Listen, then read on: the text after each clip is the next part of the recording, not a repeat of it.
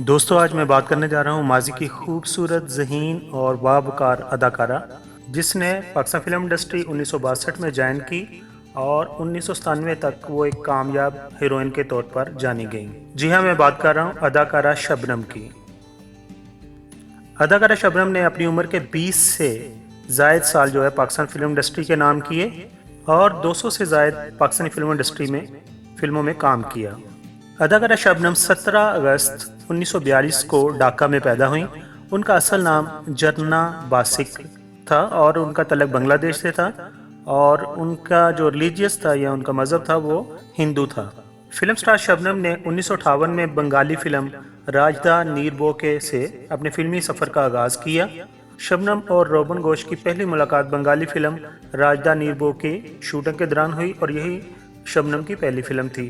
पहली ही नज़र में दोनों ने एक दूसरे को पसंद कर लिया और इस फिल्म में शबनम ने एक सीधी सादी देहाती लड़की का किरदार अदा किया था, जबकि रोबन घोष उस फिल्म के म्यूजिक डायरेक्टर थे। ये रोबन घोष की पहली फिल्म थी और शबनम की भी पहली फिल्म थी। शबनम और रोबन घोष की मुलाकातें बहुत जल्द मोहब्बत में बदल गईं और ये मोहब्बत रफ्ता रफ्ता इतनी बड़ी के बाद शादी तक आ पहुंची। रोबन घोष और शबनम 21 दिसंबर 1965 को शादी के अटूट बंधन में बंध गए और उन्होंने भरपूर जिंदगी गुजारी। उनकी शादी फिल्मी दुनिया की कामयाब शादियों में शुमार होती है। उन दोनों फनकारों ने अपने अपने शोबों में खूब नाम कमाया और फिर 1962 में जब ढाका में उर्दू फिल्में बनने का आगाज़ हुआ तो शबनम को सबसे पहले डायरेक्टर एहतशाम ने फिल्म चंदा में कास्ट किया।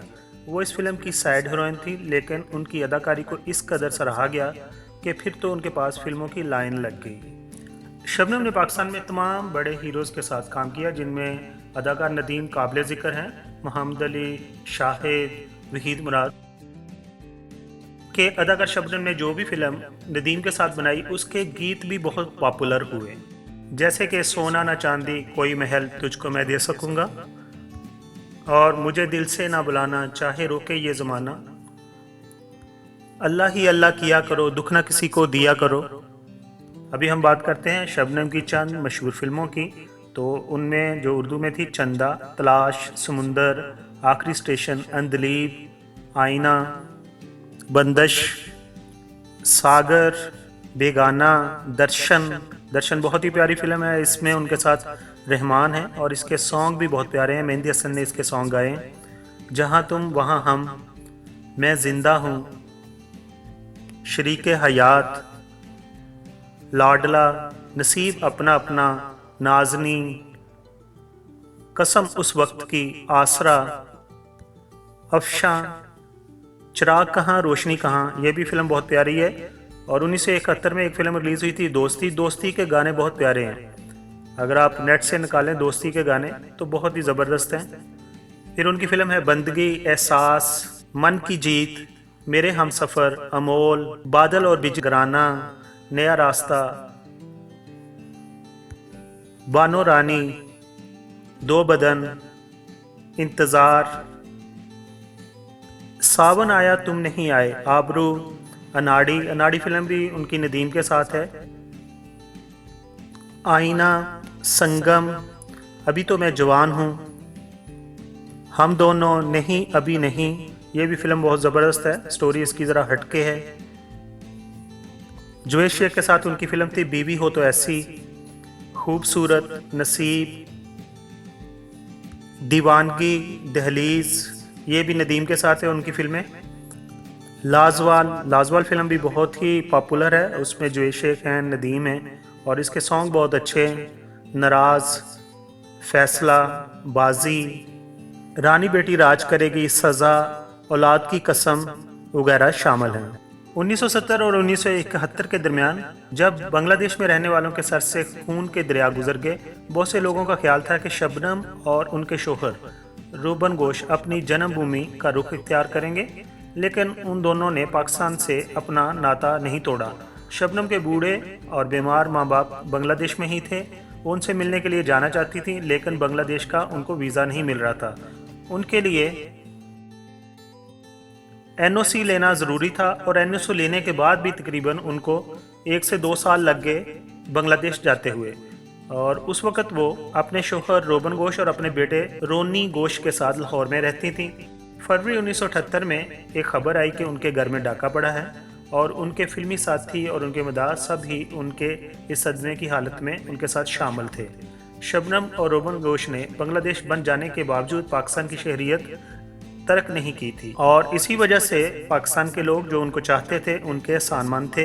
ऐसे में ये डकैती उनके लिए दुख का सबब थी। लोगों को इसका वहमो गुमान भी ना था कि इस डकैती के पर्दे में दरअसल कैसा अंदोनाक वाकया छुपा हुआ है। शबनम बंगाली थी और अपने अंदर ये हौसला रखती थी कि खुद पर गुजरने वाले सितम के बारे में पर्चा कटवा सकती और उन्होंने इस डकैती का पर्चा कटवाया। और जब पर्चा कटवाया गया तो ये खबर मंजरे आम पर आ गई और असल वाकया तो कुछ और ही निकला कि 4 बिगड़े दिल रईसजादों ने असले के जोर पर रोबन घोष और रोनी घोष को रस्सियों से बांधकर एक तरफ डाला और उसके बाद मुल्क की सफ़े अव्वल की अदाकारा की इज्तिमाई बेहरुमती की और फिर कहके लगाते हुए चले गए। और ये तमाम नौजवान गवर्नमेंट कॉलेज लाहौर के फारगुल तहसील शहजादे थे। इनमें कोई किसी आला ब्यूरोक्रेट का सगा भांजा था और कोई सियासतदान का बेटा था। इतने बासर अफराद के बेटों, भांजों और भतीजों के खिलाफ किसी की मजाल नहीं थी कि वो पर्चा काटें। शबनम के साथ होने वाले जुल्म की खबर जब थाने से होती हुई लाहौर के निगार खानों तक पहुंची तो जैसे जलजला ही आ गया और उनके मदाहों के यहाँ सफ़े मातम बिछ गई और मीडिया में और न्यूज़पेपर में इतना शोर मचा कि जनरल ज़ियाउल हक ने इस मुकदमे में ज़ाती दिलचस्पी ली और स्पेशल मिलिट्री कोर्ट में मुकदमा चलाया। मुजरमों को पकड़ लिया और उनको फिर सजाए मौत हुई। लेकिन उस मौके पर मुल्क के नहायत मुअज़्ज़ज़ कानूनदान बैरिस्टर SM जफर ने फौजी हुक्मरान से दरखास्त की कि वो सजाए मौत को उम्र कैद में बदल दें। बैरिस्टर SM जफर की मंतिक ये थी कि चारों अफराद का तल्लुक मुअज़्ज़ज़ घरानों से है और वो मुअज़्ज़ज़ घरानों के बेटे हैं, इसलिए उन्हें सुधरने का मौका दिया जाए। जनरल ज़ियाउल हक ने यह मंतक कबूल की और वो चारों फांसी गार्ड की बजाय जेल भेज दिए गए। इसी दौरान शबनम और रोबन घोष बदतरीन जहनी अजीतों से गुजरे। धमकी दी गई कि इकलौता बेटा रोनी को कत्ल कर दिया जाएगा, लेकिन शबनम और रोबन घोष इस केस से पीछे न हटे क्योंकि उनके पीछे फिल्म इंडस्ट्री की अक्सरियत पुष्टपनाही कर रही थी। शबनम ने शायद उन दरिंदों को इसलिए माफ कर दिया था कि वो अपने नौजवान इकलौते और ज़हीन बेटे के साथ इस मुल्क में सुकून से रहना चाहती, जो अमरीका से PhD करके आया था। मगर हुकूमत पाकिस्तान ने इस कर्बनाक वाकया के बदले माफी न दी और इसे बांग्लादेशी करार देकर रवाना कर दिया। शबनम के साथ ज्यादती करने वाले सजा याफ्ता फरूक बंदयाल एक अरसा तक पाकिस्तान मुस्लिम लीग नून में शामिल रहे और इस दफ़ा इलेक्शन से पहले उन्होंने PTI ज्वाइन कर ली। लेकिन इमरान खान को जब ये उनके बारे में पता चला कि उन्होंने इस तरह किसी औरत से या किसी अदाकारा से ज्यादती की है तो उन्होंने उनको अपनी पार्टी में लेके और उसके बाद निकाल दिया। लेकिन फिर भी फरूक बंदयाल अपने आप को सेफ लाइन लेते हुए कहते हैं कि कॉलेज के ज़माने में छोटी मोटी गलतियां हो जाती हैं, ये मेरा माजी था और हाल नहीं है। रेप के इल्ज़ामात में सदाकत नहीं है, डकैती के केस में मैं मुलव्वस था। अदाकारा कहते हैं वो शबनम जिंदा हैं, आप उनसे पूछ लें। और उन्होंने कहा कि मेरे नज़रियात जो हैं वो PTI से मिलते हैं, अगर PTI मुझे टिकट नहीं देती तो मैं आज़ाद इलेक्शन लड़ लूँगा। शबनम दोबारा से डायरेक्टर सैयद नूर की फिल्म आईना 2 में काम कर रही हैं और हम उनसे उम्मीद करते हैं कि वो अपनी एक्टिंग से अपने लोगों को अपने चाहे महसूस करेंगी। अगर उनके शोहर रोबन घोष की बात करें तो वो 13 सितंबर 1937 को बगदाद में पैदा हुए। अभी क्वेश्चन ये आ जाता है कि वो बगदाद में कैसे पैदा हुए, तो उनके वालिद जो थे वो बंगाली हिंदू थे, लेकिन उन्होंने इंटरनेशनल रेड क्रॉस जो थी वो ज्वाइन की हुई थी और उसमें काम करते थे और इसी वजह से दूसरी जंग अजीम के दौरान वो बगदाद में पोस्टेड थे। रोबन घोष के वालिद जैसे कि हिंदू थे, लेकिन उनकी वालदा जो थी वो अरब क्रिश्चियन थी और इस तरह रोबन घोष जब यंग थे तो उनके फादर ने उनकी वालदा को छोड़ दिया और उन्होंने दूसरी औरत से शादी कर ली और इस तरह रोबन घोष अपनी वालदा के रिलीजियस पर आ गए और वो क्रिश्चियन हो गए।